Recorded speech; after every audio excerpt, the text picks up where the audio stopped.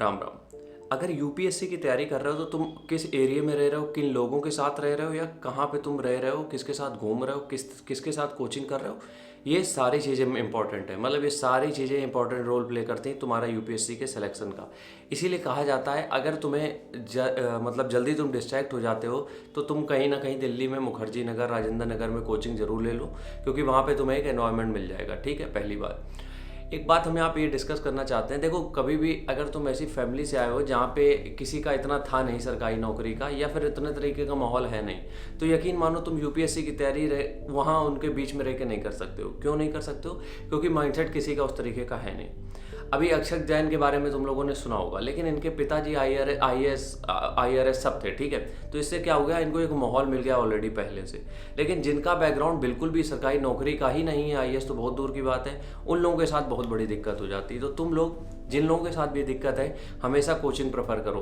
पैसा कहाँ से लाओगे, क्या करोगे, एक साल के लिए कैसे भी संघर्ष कर लो, लेकिन एक साल के लिए कोचिंग जरूर कर लो बाहर रह के। जितने भी तुम टॉपर्स देखोगे, बड़े बड़े टॉपर्स देखोगे जो गांव से निकल के आए हैं, वो हमेशा किसी न किसी कोचिंग में ज्वाइन किए हैं। हाँ, अब ये भी बात गलत नहीं है कि कुछ लोगों ने घर पे रह के भी तैयारी करी है, उसमें भी रैंक लाए हैं, तो सबका अपना माइंडसेट होता है। लेकिन यहाँ पे एक चीज़ समझने वाली बात है, यूपीएससी कर रहे हो, एसएससी कर रहे हो, स्टेट गवर्नमेंट कर रहे हो, पुलिस की तैयारी कर रहे हो, किसी भी एग्ज़ाम की तैयारी कर रहे हो, माहौल बनाना बहुत ज़रूरी है। क्योंकि क्या होता है कि जैसे कि विकास देवकीर्ति सर ने एक बात बहुत बेहतरीन बोली थी कि जो ये हैं एलॉन मस्क है, अगर इनका जन्म बुरुंडी में होता तो क्या इतने अमीर बन पाते? नहीं बन पाते।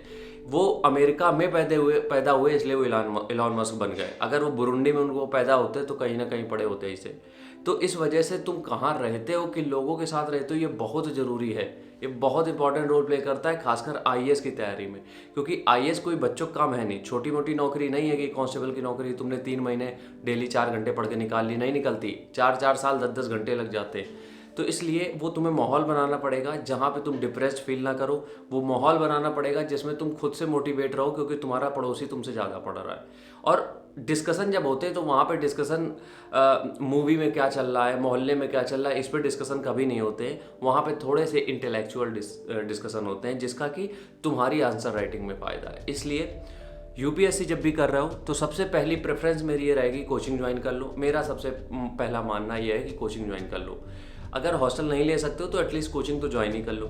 दूसरी बात यहाँ पे हम ये कहेंगे कि तैयारी जब करते हो तो कुछ ऐसे दोस्त बनाओ जो उसी एग्ज़ाम की तैयारी कर रहे हो। कुछ क्या, जितने भी दोस्त हों वो वही हों जो उस एग्ज़ाम की तैयारी कर रहे हैं। क्यों?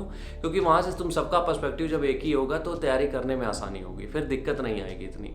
और वो जो माहौल बना रहेगा वो तुम्हें मोटिवेट भी रखेगा। और थोड़ी सी जब एक ही फील्ड के लोग होते हैं ना तो ग्रोथ जल्दी होती है। कभी भी जैसे हम बॉडी बिल्डिंग फील्ड में हैं, जैसे कि बॉडी बिल्डर्स होते हैं, वो साथ में ट्रेन करते हैं। नंबर 1 नंबर 2 कोई भी आया है, ओलंपिया में आया है, कहीं पे भी आया है, वो साथ में ट्रेनिंग करते हैं पीक वीक में। तो कहने का मतलब ये है कि अगर तुम उन लोगों के साथ रहते हो जिनका भी गोल वही है जो तुम्हारा है, तो चीज़ें तुम्हारी आसान हो जाती हैं। राम राम, जय हिंद।